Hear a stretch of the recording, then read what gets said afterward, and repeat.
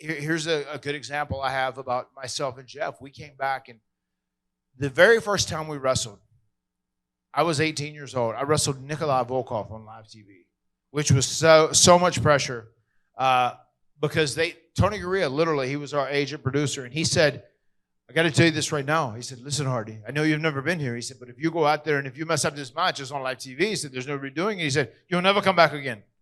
And I go, oh, okay. Well, thanks for making me feel great. And then after that, Nikolai Volkov walks up and go, is there anything you'd like to do?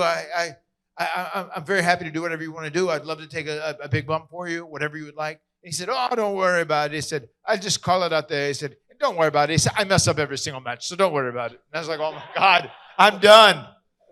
And my brother, who was 16, and we didn't even know if he could go this very first time, we got there and we were filling out the release forms. And Italian said, hey, what's your date, brother?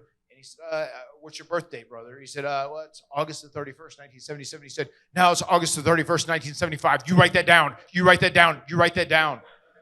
Oh, okay. He wrote that down on the deal so that he appeared as 18. And he wrestled Scott Hall.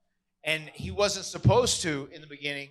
He was going to wrestle another one of Italian Stallion's guys who wasn't in shape, who said he had a bad neck, and he was going to give him a couple of razor's edges at the end. He said, I can't do that. It's going to mess up my vertebrae because I've got a disc that's bulging, and I can't do that. I can't do it. And then he got out of the match. So then, there was 15 or 20 minutes before the match was going to happen.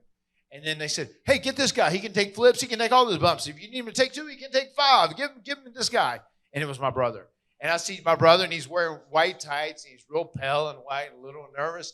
And you can see that Scott Hall, Razor Ramon's all frustrated. He's like, oh, fuck, this guy's going to do that. Right there, I'll do this. And then I'll do this. And Jeff was just going, okay. And I felt so bad for him. And he went out there, and he beat the shit out of him.